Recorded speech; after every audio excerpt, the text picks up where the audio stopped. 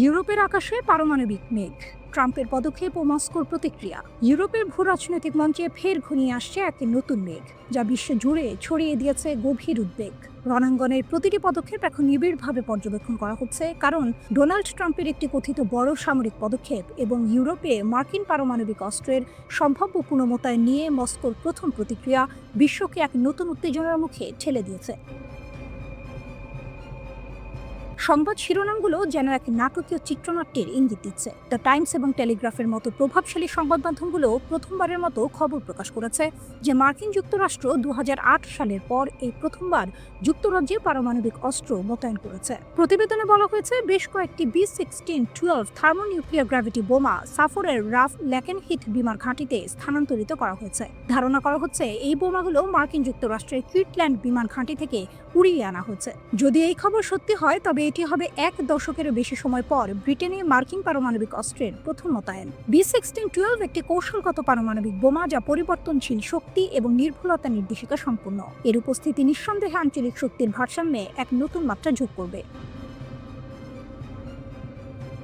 এই সংবাদের প্রতিক্রিয়ায় ক্রেমলিনের মুখপাত্র দিমিত্রি পেসকভ দ্রুত সতর্কবার্তা দিয়েছেন। তিনি বলেছেন, মস্কো ব্রিটেনে মার্কিন পারমাণবিক অস্ত্র পুনর্মোতায়েনের প্রতিবেদন নিবিড়ভাবে পর্যবেক্ষণ করছে। পেসকভ জোর দিয়ে বলেছেন, এই ধরনের পদক্ষেপ বিশ্বব্যাপী উত্তেজনাকে বহুগুণ বাড়িয়ে দেবে। পুতিনের এক সহযোগীও পারমাণবিক অস্ত্র মোতায়েনের বিষয়ে উত্তেজনা বৃদ্ধির ব্যাপারে সতর্ক করেছেন, যা রাশিয়ার গভীর উদ্বেগের ইঙ্গিত দেয়। ক্রমবর্ধমান নিরাপত্তা উদ্বেগের মধ্যে রাশিয়ার কর্মকর্তারা প্রতিটি ঘটনা অত্যন্ত সতর্কতার সাথে পর্যবেক্ষণ করছেন। যদিও মস্কো প্রতিবেদনগুলো লক্ষ্য করেছে, তবে তারা এখনো কোনো প্রতিশোধমূলক পদক্ষেপ নিশ্চিত করেনি, যা পরিস্থিতিকে আরো রহস্যময় করে তুলেছে। এই নাটকীয়তার মাঝেই আরেকটি গুরুত্বপূর্ণ খবর সামনে এসেছে। আমেরিকার নতুন এবং বিশ্বের বৃহত্তম বিমানবাহী রণতরী সক্রিয় মোতায়েনে প্রবেশ করেছে। রাশিয়ার উপপররাষ্ট্রমন্ত্রী সের্গেই রিয়াবকভ মন্তব্য করেছেন, ইউক্রেন সংঘাতের কারণে মস্কোর সঙ্গে প্রত্যক্ষ সংঘাতের ঝুঁকিতে রয়েছে যুক্তরাষ্ট্র। রুশ বার্তা সংস্থা RIA কে দেয়া এক সাক্ষাৎকারে তিনি এই গুরুতর সতর্কবার্তা দেন। একই সাক্ষাৎকারে তিনি পারমাণবিক অস্ত্র নিয়ন্ত্রণ চুক্তি নবায়নের বিষয়ে অনিশ্চয়তার ইঙ্গিত দিয়েছে। মার্কিন সংবাদ মাধ্যম নিউজউইক এই খবর জানিয়েছে।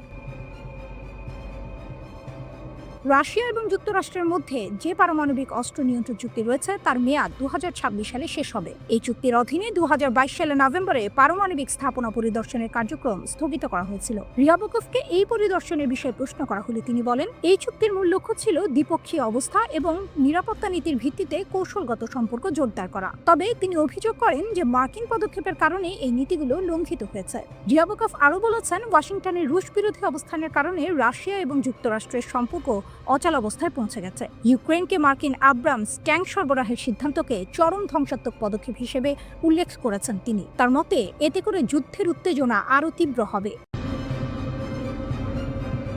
গাজায় ধ্বংসযজ্ঞ, ইরানের শীর্ষ নেতা আয়াতুল্লাহ খামেনির হুঙ্কার ও মুসলিম বিশ্বের দোটানা। রাত গভীর, মধ্যপ্রাচ্যের আকাশে তখনও জ্বলছে পুরনো এক যুদ্ধের আগুন, যার শিখা এসে পড়েছে গাজার মাটিতে। এই আগুন শুধু ঘরবাড়ি পোড়াচ্ছে না, পোড়াচ্ছে মানবিকতা, গুড়িয়ে দিচ্ছে আশা। আর এই আগুন যখন তীব্র থেকে তীব্রতর হচ্ছে, ঠিক তখনই তেহরানের মসনদ থেকে ভেসে এলো এক হুঙ্কার। ইরানের সর্বোচ্চ নেতা আয়াতুল্লাহ আলী খামেনির কণ্ঠ থেকে বেরিয়ে আসা সেই তীক্ষ্ণ শব্দগুলো যেন তীরের ফলার মতো বিঁধছে মুসলিম বিশ্বের কর্ণকুহরে। এ কোনো সাধারণ বিবৃতি নয়, এ যেন এক আলটিমেটাম, এক চরম হুঁশিয়ারি। তার এক্স হ্যান্ডেল সাবেক টুইটারে খামেনি যেন সরাসরি চোখে চোখ রেখে প্রশ্ন ছুঁড়ে দিয়েছেন মুসলিম দেশগুলোর প্রতি। তার বার্তা স্পষ্ট, গাজায় নীরব থাকার সময় এখন নয়। এই বাক্যটি শুধু একটি শব্দ সমষ্টি নয়, এটি যেন এক নীরব বিস্ফোরণ। তিনি বলছেন, যদি কোনো মুসলিম সরকার যে কোনো রূপে ইহুদিবাদী শাসন ব্যবস্থাকে সমর্থন করে এবং ফিলিস্তিনি সাহায্য বন্ধ করে, তাহলে অপমানের চিরস্থায়ী চিহ্ন তাদের সুনামকে কলঙ্কিত করবে। এই কথাগুলো কোনো সাধারণ কূটনৈতিক ভাষার মারপ্যাচ নয়, এ যেন এক অভিশাপের বাণী, যা ভবিষ্যৎ প্রজন্মের জন্য তাদের কাপুরুষতার ইতিহাস লিখে রাখবে। গাজার পরিস্থিতি তখনও ভয়াবহ। হামাস নিয়ন্ত্রিত স্বাস্থ্য মন্ত্রণালয়ের সতর্কবার্তা ছিল স্পষ্ট, ক্ষুধার্ত, দুর্বল আর অসুস্থতায় ধুঁকতে থাকা গাজার হাসপাতালগুলো মৃত্যুপুরীতে পরিণত।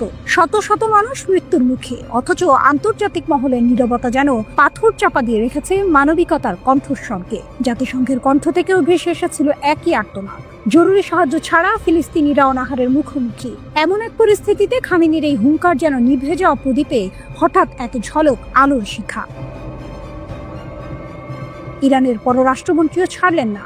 ইসরায়েলের বিরুদ্ধে সরাসরি অনাহার চাপিয়ে দেওয়ার অভিযোগ তুললেন। তিনি এমনকি সাহায্য বিতরণ স্থানগুলোকে মৃত্যুর ফাঁদ হিসেবে আখ্যায়িত করে এর জন্য যুক্তরাষ্ট্র ও ইসরায়েল উভয়কেই দায়ী করলেন। আরাকচি শুধু অভিযোগ করেই থামলেন না, তুরস্কের পররাষ্ট্রমন্ত্রী হাকান ফিদানের সঙ্গে কথা বলে গাজায় গণহত্যা এবং ইসরায়েলি আগ্রাসন মোকাবিলায় জরুরি OIC শীর্ষ সম্মেলনের আহ্বান জানালেন। তার এই পদক্ষেপ যেন মুসলিম বিশ্বের মধ্যে এক নতুন করে জোট বাঁধার ইঙ্গিত। এ যেন এক নীরব প্রস্তুতি, যা হয়তো গাজায় রক্তক্ষয় বন্ধ করার জন্য নতুন কোনো আন্দোলনের জন্ম দেবে। পরিস্থিতি এতটাই জটিল যে স্থানীয় স্বাস্থ্য কর্মকর্তাদের তথ্য অনুযায়ী গাজায় ইসরায়েলের যুদ্ধে 58,000-এরও বেশি ফিলিস্তিনি নিহত হয়েছে।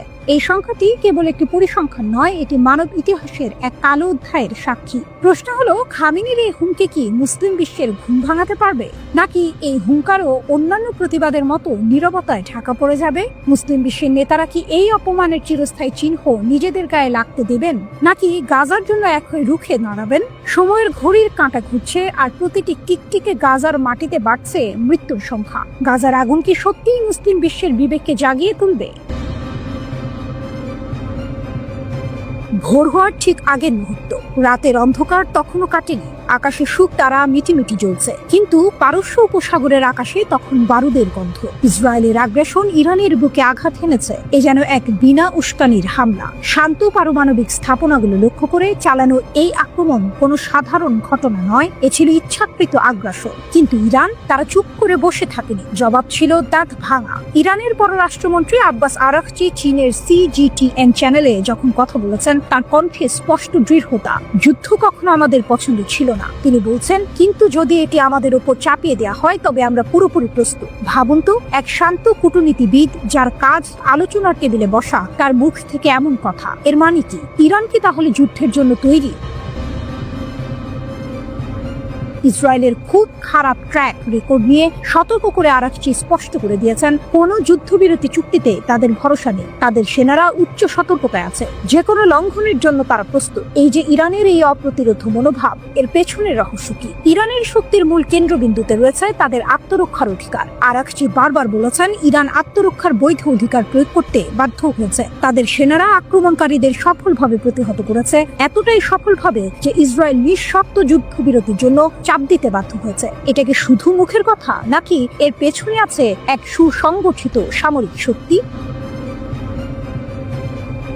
পারমাণবিক আলোচনার প্রসঙ্গে আরাকচি জোর দিয়েছেন রাজনৈতিক ইচ্ছার উপর। ইরান একটি ভারসাম্যপূর্ণ জয় জয় সমাধান চায়। তাদের পারমাণবিক কর্মসূচি যে সম্পূর্ণ শান্তিপূর্ণ, সে বিষয়ে তারা অনড়। 2015 সালের PF+1 গ্রুপের সাথে হওয়া পারমাণবিক চুক্তি এর প্রমাণ। এই চুক্তির ফলে স্বচ্ছতা নিশ্চিত হয়েছে এবং ইরানের পারমাণবিক কর্মসূচি অসামরিক উদ্দেশ্যে সীমাবদ্ধ হয়েছে। ইরান এই চুক্তিকে সম্মান করে চলেছে। কিন্তু বর্তমান উত্তেজনার কারণ কি? আরাকচি স্পষ্টতই বলেছেন, মার্কিন যুক্তরাষ্ট্রের একতরফাভাবে চুক্তি থেকে প্রত্যাহারে বর্তমান সংকটের মূল। এ যেন এক পুরনো ক্ষত যা নতুন করে দগ্ধবে হয়ে উঠেছে। কূটনৈতিক সমাধানের পথই একমাত্র উপায় বলে তিনি জোর দিয়েছেন। তবে শর্ত একটাই, অপর পক্ষকে তাদের সামরিক এজেন্ডা ত্যাগ করতে হবে এবং ক্ষতির ক্ষতিপূরণ দিতে হবে। আর শান্তিপূর্ণ পারমাণবিক স্থাপনায় হামলার পরিণতি, সেগুলো হবে ভয়াবহ পরিবেশগত দুর্যোগ, যা হবে তীব্র ও অমার্জনীয়।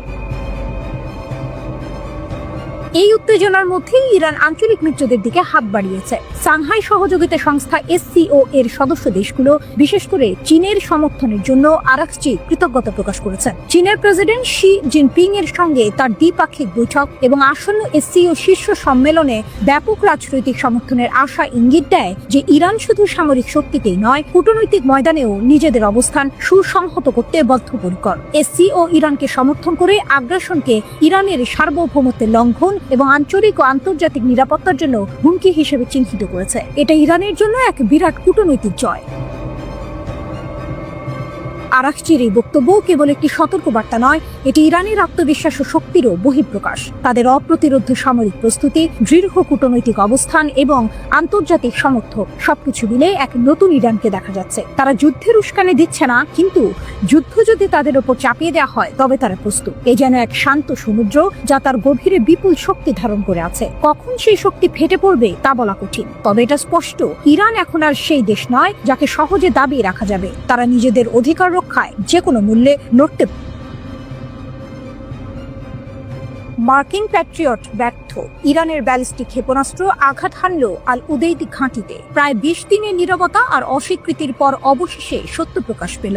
কাতারে মার্কিন যুক্তরাষ্ট্রের সবচেয়ে বড় বিমান ঘাঁটি আল উদেইদে ইরানের একটি ব্যালিস্টিক ক্ষেপণাস্ত্র আঘাত হানতে সক্ষম হয়েছে। মার্কিন প্যাট্রিয়ট ক্ষেপণাস্ত্র প্রতিরক্ষা ব্যবস্থা এই ক্ষেপণাস্ত্রটিকে প্রতিহত করতে ব্যর্থ হয়, যা এতদিন ধরে মার্কিন যুক্তরাষ্ট্র গোপন রেখেছিল। স্যাটেলাইট ছবি প্রকাশের পর পেন্টাগন এই ঘটনা স্বীকার করতে বাধ্য হয়েছে। গত 23 জুন 2025 তারিখে ইরান কাতারের আল উদেইদ বিমান ঘাঁটিতে ক্ষেপণাস্ত্র হামলা চালায়। এই হামলা ছিল ইরানের পারমাণবিক স্থাপনায় মার্কিন হামলার প্রতিশোধ। ইরান এই অভিযানকে বিজয়ের আগমন নাম দিয়েছিল এবং হামলা চালানোর আগেই কাতার ও মার্কিন যুক্তরাষ্ট্রকে পূর্ব সতর্কীকরণ দিয়েছিল। পেন্টাগনের প্রধান মুখপাত্র শন পার্নেল নিশ্চিত করেছেন যে 23 জুন আল উদেইদ বিমান ঘাঁটিতে একটি ইরানি ব্যালিস্টিক ক্ষেপণাস্ত্র আঘাত হানে। বাকি ক্ষেপণাস্ত্রগুলি মার্কিন ও কাতারি বিমান প্রতিরক্ষা ব্যবস্থা দ্বারা প্রতিহত করা হয়েছিল। সৌভাগ্যবশত এই হামলায় কোনো হতাহতের ঘটনা ঘটেনি। স্যাটেলাইট চিত্রে ঘাঁটির নির্দিষ্ট স্থানাঙ্কে কালো চিহ্ন দেখা গেছে, যা ক্ষেপণাস্ত্র আঘাত হানার প্রমাণ। এর থেকে স্পষ্ট বোঝা যায় যে ঘাঁটির ভেতরে মোতায়েন করা মার্কিন প্যাট্রিয়ট বিমান প্রতিরক্ষা ব্যবস্থা অন্তত একটি ইরানি ব্যালিস্টিক ক্ষেপণাস্ত্রকে প্রতিহত করতে পারেনি। গোপন রাখার চেষ্টা আর সত্যের প্রকাশ। প্রাথমিকভাবে মার্কিন যুক্তরাষ্ট্র এবং কাতার এই হামলার বিষয়ে সম্পূর্ণ ভিন্ন বার্তা দিয়েছিল। তারা দাবি করেছিল যে সমস্ত ক্ষেপণাস্ত্র সফলভাবে প্রতিহত করা হয়েছে এবং কোনো উল্লেখযোগ্য ক্ষতি বা হতাহতের ঘটনা ঘটেনি। 2020 সালে ইরাকের আল আসাদ ঘাঁটিতে ইরানের হামলার সময়ও একই ধরনের ঘটনা ঘটেছিল। তখন প্রথমে কোনো হতাহতের ঘটনা ঘটেনি বলে দাবি করা হলেও পরে আহতদের সংখ্যা স্বীকার করা হয়। আল উদেইদের ক্ষেত্রেও একই চিত্র দেখা গেল। গত 10 জুলাই 2025 তারিখে ইরান ইন্টারন্যাশনাল কর্তৃক প্রকাশিত স্যাটেলাইট চিত্রগুলোতে দেখা যায় যে ঘাঁটির একটি রেডম সম্পূর্ণরূপে ধ্বংস হয়ে গেছে। প্যাট্রিয়টের ব্যর্থতার কারণ কি? যদিও বেশিরভাগ ক্ষেপণাস্ত্রকে বাধা দেওয়ার ক্ষেত্রে প্যাট্রিয়ট সিস্টেমের সাফল্য তার কার্যকারিতাকে তুলে ধরে, তবে একটি ক্ষেপণাস্ত্রকে থামাতে না পারা আধুনিক বিমান প্রতিরক্ষা ব্যবস্থার দুর্বলতাগুলো সামনে এনেছে। ইরানের ব্যালিস্টিক ক্ষেপণাস্ত্র কেন প্যাট্রিয়ট ইন্টারসেপ্টর এড়িয়ে আল উদেইদ বিমান ঘাঁটিতে আঘাত হানল তার সুনির্দিষ্ট প্রমাণ নেই, তবে কিছু সম্ভাব্য কারণ ধারণা করা হচ্ছে। কৌশলগত বিষয় এবং উন্নত প্রযুক্তি। ইরান হয়তো রাডার এড়িয়ে যাওয়া প্রযুক্তি বা কৌশলগত দক্ষতা সম্পন্ন উন্নত ব্যালিস্টিক ক্ষেপণাস্ত্র ব্যবহার করেছে। তারা এমন একটি পথ বা সময় বেছে নিয়েছে যা প্যাট্রিয়ট সিস্টেমের জন্য বাধা দেওয়া কঠিন ছিল। একাধিক লক্ষ্যবস্তু। যদি ক্ষেপণাস্ত্রটি একটি সমন্বিত আক্রমণের অংশ হয়ে থাকে, তাহলে প্যাট্রিয়ট সিস্টেম হয়তো একাধিক লক্ষ্যবস্তু দ্বারা আচ্ছন্ন হয়ে পড়েছিল, যার ফলে একটি ক্ষেপণাস্ত্র পিছলে যেতে পারে। পূর্ব সতর্কতা। ইরানের পূর্ব সতর্কতা যদিও কূটনৈতিক প্রতিরক্ষার প্রতিক্রিয়ার সময় কমানোর জন্য ব্যবহার করা হতে পারে। অপারেশনাল বা প্রযুক্তিগত চ্যালেঞ্জ। প্যাট্রিয়ট সিস্টেমে অপারেশনাল বা প্রযুক্তিগত ত্রুটি অথবা মার্কিন যুক্তরাষ্ট্র এবং কাতারি বাহিনীর মধ্যে সমন্বয়ের অভাব থাকতে পারে। প্যাট্রিয়ট ত্রুটিহীন নয়, বিশেষ করে কম ট্রাজেক্টরি বা রাডার প্রতি ব্যবস্থা সহ আধুনিক ক্ষেপণাস্ত্রগুলির বিরুদ্ধে। রাডার কভারেজের ফাঁক। রাডার কভারেজের একটি অস্থায়ী ফাঁক বা ট্র্যাকিং সফটওয়্যারের ত্রুটিও ক্ষেপণাস্ত্রটিকে তার লক্ষ্যে পৌঁছাতে সাহায্য করতে পারে। আল উদেইদ ঘাঁটির গুরুত্ব। আল উদেইদ বিমান ঘাঁটি মধ্যপ্রাচ্যের বৃহত্তম মার্কিন সামরিক ঘাঁটি। 1996 সাল থেকে মার্কিন বাহিনী এই ঘাঁটি ব্যবহার করছে। কাতারের রাজধানী দোহার প্রায় 30 কিলোমিটার দক্ষিণ পশ্চিমে অবস্থিত এই ঘাঁটিতে প্রায় 10,000 মার্কিন সেনা এবং কাতারের বিমান বাহিনী, যুক্তরাজ্য ও অন্যান্য মিত্রবাহিনীর সদস্যরা রয়েছে। এটি মার্কিন কেন্দ্রীয় কমান্ড অভিযানের জন্য একটি প্রাথমিক কেন্দ্র হিসেবে কাজ করে, যা আফগানিস্তান, ইরাক এবং সিরিয়ার মতো অঞ্চলে বিমান এবং সরবরাহ মিশনগুলিকে সমর্থন করে। 2024 সালের জানুয়ারিতে মার্কিন যুক্তরাষ্ট্র এবং কাতার ঘাঁটিতে মার্কিন উপস্থিতি আরও 1 দশকের জন্য বাড়ানোর জন্য একটি চুক্তি স্বাক্ষর করে, যা এর কৌশলগত গুরুত্ব তুলে ধরে। ঘাঁটির একটি গুরুত্বপূর্ণ অংশ হল রেডম, যা modernised international terminal (MET) satellite যোগাযোগ ব্যবস্থাকে রক্ষা করে। এই সিস্টেমটি মার্কিন যুক্তরাষ্ট্রের বাইরে এই ধরনের প্রথম এবং সামরিক কর্মী ও কমান্ডের মধ্যে নিরাপত্তা যোগাযোগ নিশ্চিত করে। ইরানের সামরিক বাহিনীর কড়া হুঁশিয়ারি, ভুল করলে আরো কঠিন জবাব দেব। ইরানের শীর্ষ সামরিক commander major general Abdur Rahim Musavi এক বিস্ফোরক মন্তব্য করেছেন, যা পশ্চিম এশিয়া এবং আন্তর্জাতিক রাজনীতিতে নতুন করে উত্তেজনার জন্ম দিয়েছে। তিনি ইরানের মহাকাশ বাহিনীর প্রশংসায় পঞ্চমুখ হয়েছেন এবং প্রতিপক্ষকে হুঁশিয়ারি দিয়ে বলেছেন, এটি মহাকাশ বাহিনীর ধারালো তরবারি ছিল, যা ঐশ্বরিক সহায়তার মাধ্যমে শত্রুদের মাথা এবং তাদের হাত কেটে ফেলতে সক্ষম হয়েছিল। 13 থেকে 25 জুনের মধ্যে তীব্র ইসরায়েলি বিমান হামলায় ইরান লক্ষ্যবস্তুতে পরিণত হয়েছিল। এর জবাবে ইরান দ্রুত এবং জোরালো পাল্টা আক্রমণ চালায়, যার নাম দেওয়া হয় অপারেশন ট্রু প্রমিস 3। এই অভিযানে ইসরায়েলের সামরিক, গোয়েন্দা এবং শিল্প লক্ষ্যবস্তুতে আঘাত হানে ইরান, যার ফলে ইসরায়েলের ব্যাপক ক্ষয়ক্ষতি হয়। এখানেই গল্পের মোড় ঘুরে যায়। ইরানের পারমাণবিক স্থাপনায় হামলার পর যখন আমেরিকা যুদ্ধে নামার হুমকি দেয়, তখন ইরান পশ্চিম এশিয়ার সবচেয়ে গুরুত্বপূর্ণ আমেরিকান বিমান ঘাঁটি আল উদিদে হামলা চালায়। এটি কেবল ইসরায়েলকে নয়, আমেরিকাকেও একটি কড়া বার্তা দেয়। জেনারেল মুসাভি উল্লেখ করেছেন যে 1980-এর দশকে ইরাক চাপিয়ে দেওয়া যুদ্ধের সময় অ্যারোস্পেস ফোর্সের প্রতিশোধ তাদের পাল্টা হামলার চেয়ে অনেক বেশি ছিল। অর্থাৎ সে সময় ইরান যতটা শক্তিশালী ছিল, এখন তার চেয়েও অনেক বেশি শক্তিশালী। এই বাহিনী তাদের প্রযুক্তিগত উৎকর্ষতা এবং ক্ষেপণাস্ত্রের সক্ষমতা প্রমাণ করেছে। তাদের আঙুল ট্রিগারে রাখার নীতি তাদের অবিচল প্রতিজ্ঞার ইঙ্গিত দেয়। ভবিষ্যতের হুমকি, আরো শক্তিশালী প্রতিশোধের অপেক্ষা। মুসাভির হুঁশিয়ারি কেবল অতীত সাফল্যের প্রশংসা নয়, ভবিষ্যতের জন্য একটি সুস্পষ্ট হুমকি। তিনি স্পষ্ট বলেছেন, যদি শত্রু আরেকটি ভুল করে, তাহলে আমাদের সেনারা আরো শক্তিশালী প্রতিশোধ প্রদানের জন্য সম্পূর্ণ প্রস্তুত। এই কথাগুলি থেকে বোঝা যায় ইরান কোনো রকম আপোষ করতে রাজি নয় এবং তাদের প্রতিরক্ষামূলক ব্যবস্থা অত্যন্ত শক্তিশালী। এক ঝিরে দুই পাখি, এখানেই আসে গল্পের আসল টুইস্ট। ইরান কি শুধুই ইসরায়েলকে নয়, আমেরিকাকেও একই সাথে বার্তা দিতে চাইছে? আল উদিদ বিমান ঘাঁটিতে হামলা কি সেই বার্তারই অংশ? এটি কি বিশ্বকে বোঝাতে চাইছে যে ইরানকে উস্কে দিলে তার পরিণতি ভালো হবে না? অনেকেই বলছেন ইরান মধ্যপ্রাচ্যে তার প্রভাব আরো বাড়াতে চাইছে এবং এই হামলা সেই লক্ষ্যেরই একটি অংশ। ইসরায়েলের দাবি, তারা ইরানের সামরিক কমান্ড, পরমাণু বিজ্ঞানী, ইউরেনিয়াম সমৃদ্ধকরণ কেন্দ্র ও ব্যালিস্টিক ক্ষেপণাস্ত্র প্রকল্পের ওপর হামলা চালিয়েছে, কারণ তাদের মতে ইরান ইসরায়েলকে ধ্বংসের জন্য এগিয়ে যাচ্ছিল এবং পারমাণবিক অস্ত্রায়নের পর্যায়ে পৌঁছানোর খুব কাছাকাছি ছিল। তবে ইরান বরাবরই পরমাণু অস্ত্র বানানোর অভিযোগ অস্বীকার করে আসছে। তেহরান বলছে তারা শান্তিপূর্ণ উদ্দেশ্যে ইউরেনিয়াম সমৃদ্ধ করছে, যদিও আন্তর্জাতিক পরিদর্শকদের প্রবেশে বাধা এবং উচ্চমাত্রায় ইউরেনিয়াম সমৃদ্ধকরণ নিয়ে নানা প্রশ্ন উঠেছে। ইসরায়েলের হামলার জবাবে ইরানও পাল্টা আঘাত হানে। তারা 500-এর বেশি ব্যালিস্টিক ক্ষেপণাস্ত্র ও প্রায় 1100 ড্রোন ছড়ে ইসরায়েলের বিভিন্ন স্থানে। এসব হামলায় 28 জন নিহত ও 3000-এর বেশি মানুষ আহত হন বলে ইসরায়েলি স্বাস্থ্য মন্ত্রণালয় ও হাসপাতাল সূত্রে জানানো হয়। এই হামলাগুলোর মধ্যে 36টি ক্ষেপণাস্ত্র এবং একটি ড্রোন জনবসতিতে সরাসরি আঘাত হানে। এতে 2305টি বাড়ি, 2টি বিশ্ববিদ্যালয়, একটি হাসপাতাল ক্ষতিগ্রস্ত হয় এবং 13,000-এর বেশি মানুষ ঘর ছাড়া হয়ে পড়ে। ইসরায়েলের কিছু প্রধান দুর্বলতা এবং ইরানের সামরিক কৌশলের একটি নতুন দিক। ইসরায়েলের ভূখণ্ডগত দুর্বলতা। একটি ছোট দেশ, বড় বিপদ। আপনি কি কখনো ভেবে দেখেছেন একটি দেশের আকার কিভাবে তার প্রতিরক্ষা ব্যবস্থাকে প্রভাবিত করতে পারে? ইসরায়েলের ক্ষেত্রে এর ছোট আকারই তার সবচেয়ে বড় দুর্বলতা। ভৌগোলিকভাবে ইসরায়েল ইরানের চেয়ে প্রায় 75 গুণ ছোট। এই বিশাল আকারের পার্থক্য ইসরায়েলের জন্য মারাত্মক পরিণতি বয়ে আনে। কল্পনা করুন একটি ছোট বাড়ি যেখানে লুকানোর খুব বেশি জায়গা নেই। ইসরায়েলের অবস্থাও ঠিক তেমন। এর সীমিত আয়তনের কারণে ইসরায়েলের দিকে নিক্ষেপ করা যে কোনো ক্ষেপণাস্ত্র কয়েক মিনিটের মধ্যেই তার লক্ষ্যে পৌঁছাতে পারে। এর মানে হলো তাদের কাছে ক্ষেপণাস্ত্র শনাক্ত করা, সতর্কতা জারি করা বা এমনকি জনগণকে সরিয়ে নেওয়ার জন্য সময় থাকে খুবই কম। এই সময় সংকটই ইসরায়েলের জন্য এক বড় চ্যালেঞ্জ। অন্যদিকে ইরানের বিশাল আকার তাদের ক্ষেপণাস্ত্রের মজুদ অনেক জায়গায় লুকিয়ে রাখতে সাহায্য করে। এর ফলে ইসরায়েলের পক্ষে প্রতিটি ক্ষেপণাস্ত্রের গুদাম খুঁজে বের করে ধ্বংস করা প্রায় অসম্ভব হয়ে পড়ে।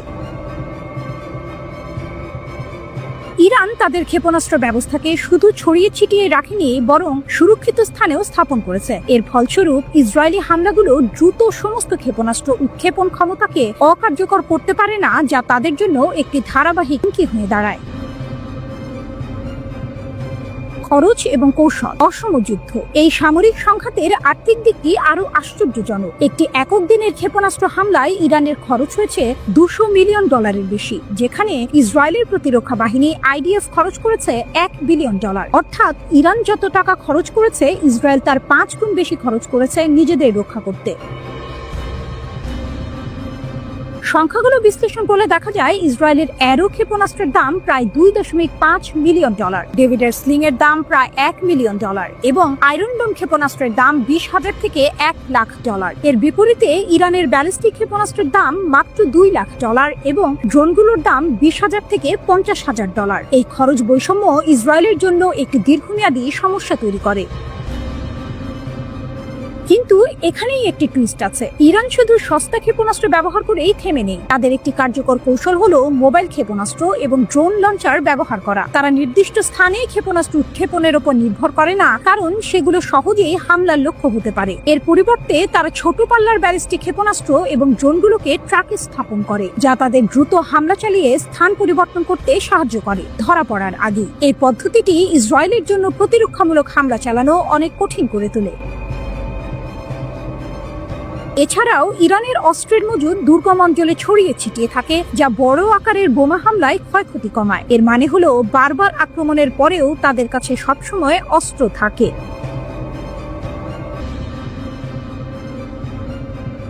আল কুদস ব্রিগেডের অভিযান। গাজা উপত্যকায় 21 মাস ধরে চলা ইসরায়েলের গণহত্যা যুদ্ধের মধ্যেও ফিলিস্তিনি প্রতিরোধ বাহিনী, বিশেষ করে আল কুদস ব্রিগেড, তাদের অভিযান চালিয়ে যাচ্ছে। তারা খান ইউনিসের দখলদার বাহিনীকে লক্ষ্য করে এক জটিল আক্রমণ চালিয়েছে, যার বিস্তারিত বিবরণ প্রকাশ করেছে আল কুদস ব্রিগেড। এটি কেবল একটি হামলা নয়, বরং ফিলিস্তিনি প্রতিরোধের একটি নতুন কৌশলের ইঙ্গিত।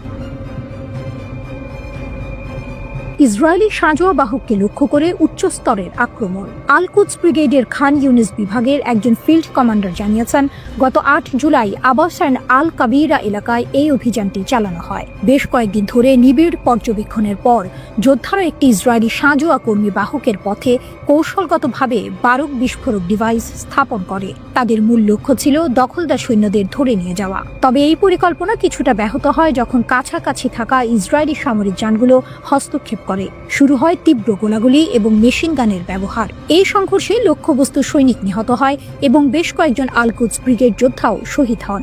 কমান্ডার অবশ্য আত্মবিশ্বাসের সাথে বলেছেন, এটি আমাদের প্রথম প্রচেষ্টা ছিল না। প্রত্যক্ষ সংঘর্ষের ক্ষেত্রে এর আগেও বেশ কয়েকটি প্রচেষ্টা করা হয়েছিল।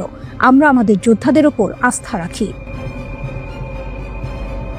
বিস্ফোরক ডিভাইসের তাণ্ডব এবং গোয়েন্দা ড্রোন আটক। আল কুদস ব্রিগেড 15 জুলাই ঘোষণা করেছে, তারা খান ইউনিসের দক্ষিণ পূর্বে মাআন এলাকায় ইসলামিক বিশ্ববিদ্যালয়ের কাছে একটি পূর্ব স্থাপিত ব্যারেল বিস্ফোরক ব্যবহার করে আরও একটি ইসরায়েলি সামরিক যান ধ্বংস করেছে। এছাড়াও 10 জুলাই গাজা শহরের পূর্বে সুজাইয়ার সেন্ট্রাল স্ট্রিট এলাকায় দখলদারদের অনুপ্রবেশের সময় একটি উচ্চ বিস্ফোরক ডিভাইস ব্যবহার করা হয়। এই ডিভাইসটি বিপরীত প্রকৌশলের মাধ্যমে তৈরি হয়েছিল, যা আক্রমণকারী সামরিক যানটিকে সফলভাবে ধ্বংস করে দেয়। এই ঘটনা প্রমাণ করে ফিলিস্তিনি প্রতিরোধ বাহিনী তাদের নিজস্ব প্রযুক্তিগত সক্ষমতা বৃদ্ধি করেছে। আল কুদস ব্রিগেড ভিডিও ফুটেজেও প্রকাশ করেছে, যেখানে দেখা গেছে যোদ্ধারা গাজা শহরের তুফা পাড়ার পূর্বে জাবাল আল সুরানিতেও অবস্থানরত দখলদার বাহিনীর ওপর সমন্বিত হামলা চালাচ্ছে। এই হামলায় 107 মিমি রকেট এবং মর্টার শেল ব্যবহার করা হয়েছে। আল কুদস ব্রিগেড 15 জুলাই ঘোষণা করেছে, তারা পূর্ব গাজা শহরের তুফা পাড়ায় গোয়েন্দা তথ্য সংগ্রহের সময় একটি ইসরায়েলি গোয়েন্দা ড্রোনের নিয়ন্ত্রণ নিয়েছে। এটি ইসরায়েলি সামরিক বাহিনীর জন্য একটি বড় ধাক্কা, কারণ তাদের সংবেদনশীল তথ্য প্রতিরোধের হাতে চলে যাওয়ার ঝুঁকি তৈরি হয়েছে। এদিকে ফিলিস্তিনের গাজা উপত্যকায় অভিযান শেষে ফেরার পর আবারও এক ইসরায়েলি সেনা আত্মহত্যা করেছেন। সিরিয়ার দখলকৃত গোলান মালভূমির একটি সামরিক ঘাঁটিতে 14 জুলাই ওই সেনার মরদেহ উদ্ধার করা হয়। খবর টিআরটির। ইসরায়েলি সেনাবাহিনীর এক বিবৃতিতে জানানো হয়েছে, ওই সেনাকে মৃত অবস্থায় পাওয়া গেছে, তবে বিস্তারিত কোনো তথ্য প্রকাশ করা হয়নি। স্থানীয় টেলিভিশন চ্যানেল 12-এর খবরে বলা হয়, আত্মহত্যাকারী ওই সেনা নাহাল ব্রিগেডের সদস্য ছিলেন এবং গাজায় সামরিক অভিযানে সক্রিয়ভাবে অংশ নিয়েছিলেন। গত 10 দিনের মধ্যে এটি তৃতীয় ইসরায়েলি সেনার আত্মহত্যার ঘটনা।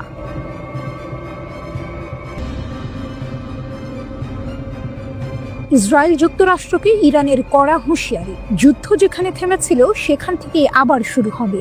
সাম্প্রতিক সংঘাতের পর ইরান আবারও যুক্তরাষ্ট্র ও ইসরায়েলকে স্পষ্ট হুঁশিয়ারি দিয়েছে। ইসলামিক রিভলিউশনারি গার্ড কর্পস IRGCর প্রধান commander major general Mohammad Pakpour ঘোষণা করেছেন, যদি আবার কোনো আগ্রাসন হয় তাহলে ইরানের প্রতিশোধমূলক যুদ্ধ যেখানে থেমেছিল ঠিক সেখান থেকেই পুনরায় শুরু হবে। শত্রুদের আবারও আঘাত করার জন্য ইসলামী প্রজাতন্ত্র সম্পূর্ণ প্রস্তুত বলেও তিনি জোর দিয়েছেন।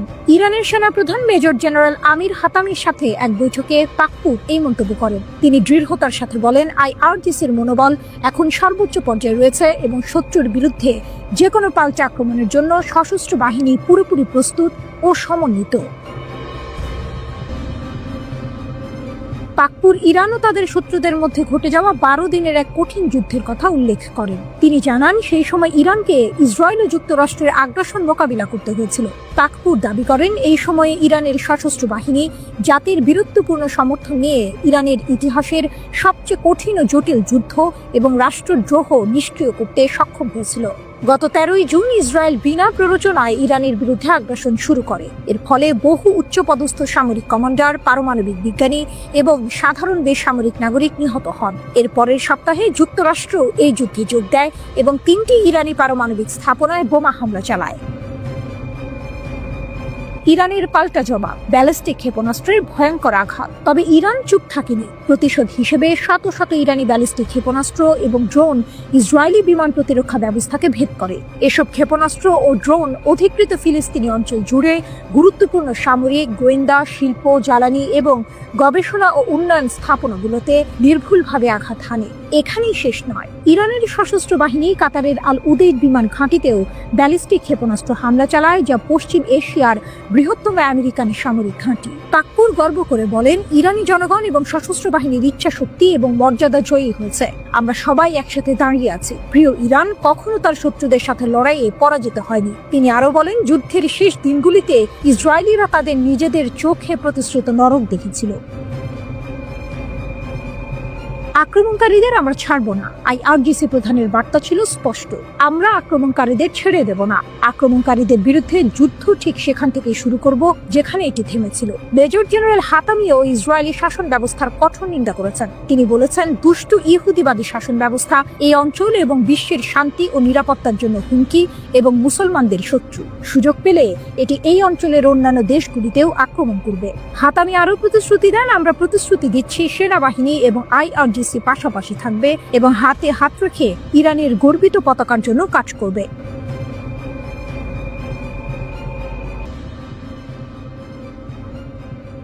সামরিক উত্তেজনা সবসময় বিশ্বের ভূ রাজনৈতিক আলোচনার কেন্দ্রবিন্দুতে থাকে। ইরানের সামরিক সক্ষমতা নিয়ে দেশটির শীর্ষ সামরিক কর্মকর্তাদের মন্তব্য সেই আলোচনায় নতুন মাত্রা যোগ করেছে। আকাশসীমা রতন্ত্র প্রহরী, ইরানের দৃঢ় প্রতিজ্ঞা। যুক্তরাষ্ট্র ও ইসরায়েলের 12 দিনের আগ্রাসনের পর ইরানের শীর্ষ সামরিক কর্মকর্তা মেজর জেনারেল আব্দুর রহিম মুসাভির বক্তব্য বেশ তাৎপর্যপূর্ণ। তিনি ইরানের জাতীয় বিমান প্রতিরক্ষা সদর দফতর পরিদর্শন করেন এবং আগ্রাসনে নিহত, আহত ও যুদ্ধাহতদের প্রতি শ্রদ্ধা জানানোর পাশাপাশি বিমান প্রতিরক্ষা কর্মীদের প্রতি কৃতজ্ঞতা প্রকাশ করেন। তার মতে, ইরানের আকাশসীমার সুরক্ষায় বিমান প্রতিরক্ষা বাহিনী তাদের সক্ষমতা প্রমাণ করেছে এবং শত্রুদের যে কোনো ভুল হিসাবের জন্য অনুতপ্ত করবে। ভুল গণনার চরম মূল্য, ইসরায়েল যুক্তরাষ্ট্রের আগ্রাসন ও ইরানের পাল্টা জবাব। গত 13 জুন ইসরায়েলের সুস্পষ্ট এবং বিনা প্ররোচনায় শুরু হওয়া আগ্রাসন ছিল এই উত্তেজনা বৃদ্ধির মূল কারণ। ইসরায়েল ইরানের জ্যেষ্ঠ সামরিক কর্মকর্তা, পরমাণু বিজ্ঞানী এবং সাধারণ নাগরিকদের লক্ষ্যবস্তু বানিয়েছিল। পরবর্তীতে যুক্তরাষ্ট্র এই অবৈধ আগ্রাসনে যোগ দেয় এবং ইরানের 3টি শান্তিপূর্ণ পরমাণু স্থাপনায় হামলা চালায়। ইরান এর জবাবে তাৎক্ষণিক এবং কঠোর প্রতিক্রিয়া দেখায়। তারা দখলকৃত ফিলিস্তিনি ভূখণ্ডের গুরুত্বপূর্ণ স্থানগুলোতে হামলা চালায় এবং কাতারে অবস্থিত যুক্তরাষ্ট্রের সবচেয়ে বড় সামরিক স্থাপনা আল উদেইদ বিমান ঘাঁটিতেও আঘাত হানে। ইরানের এই প্রতিশোধমূলক অভিযান ইসরায়েলকে গত 24 জুন একতরফা যুদ্ধবিরতি ঘোষণা করতে বাধ্য করে। এই ঘটনা প্রমাণ করে ইরানের সামরিক সক্ষমতা শুধু কথার কথা নয়, বরং বাস্তবেও তারা যে কোনো আগ্রাসনের কঠোর জবাব দিতে প্রস্তুত। আকাশে আধিপত্য, ড্রোন ভূপাতিত করার কাহিনী। মুসাভি জোর দিয়ে বলেছেন, শত্রুপক্ষের বিপুল সংখ্যক বিমান ভূপাতিত করা কেবল ইরানের অপারেশনাল শক্তির প্রমাণ নয়, বরং তাদের বিমান প্রতিরক্ষা বাহিনীর দৃঢ়তা ও সাহসের বহিঃপ্রকাশ। সম্প্রতি ইরান একটি অত্যাধুনিক আমেরিকান নির্মিত ইসরায়েলি ড্রোন ভূপাতিত করেছে, যা তাদের সামরিক সক্ষমতার আরেকটি উদাহরণ। এই ধরনের ঘটনাগুলো ইরানের আকাশ প্রতিরক্ষা ব্যবস্থার কার্যকারিতা এবং তাদের আধুনিক প্রযুক্তির মোকাবিলা করার ক্ষমতাকে স্পষ্ট করে তোলে। মুসাভির মতে, এই সক্ষমতা, দৃঢ়তা, প্রতিরোধ এবং সাহস আসে অটল বিশ্বাস, জাতীয় গর্ব, ইসলামী বিপ্লবের নেতার বিজ্ঞ ও অতুলনীয় নেতৃত্ব এবং ইরানি জনগণের ঐক্য ও অটল সমর্থন থেকে। তিনি সতর্ক করে বলেছেন, যদি শত্রু আবার আমাদের প্রিয় দেশে আক্রমণ করার সাহস করে, তবে আল্লাহর সাহায্যে তারা আগের চেয়েও কঠোর আঘাতের শিকার হবে এবং আরও বড় পরাজয়ের সম্মুখীন হবে। ভবিষ্যতের প্রস্তুতি, প্রযুক্তি দৌড়ে এগিয়ে থাকা। মুসাবি চলমান হুমকির সঙ্গে তাল মিলিয়ে চলার প্রয়োজনীয়তার উপরও জোর দিয়েছেন। তিনি প্রতিরক্ষা ব্যবস্থার ক্রমাগত আধুনিকীকরণ, উদ্ভাবন, তৎপরতা এবং অভ্যন্তরীণ বৈজ্ঞানিক ও প্রযুক্তিগত সক্ষমতার উপর নির্ভর করার আহ্বান জানিয়েছেন। এর অর্থ হল ইরান কেবল বর্তমান হুমকির মোকাবিলায় প্রস্তুত নয়, বরং ভবিষ্যতের সম্ভাব্য যে কোনো চ্যালেঞ্জের জন্য নিজেদের প্রস্তুত রাখছে।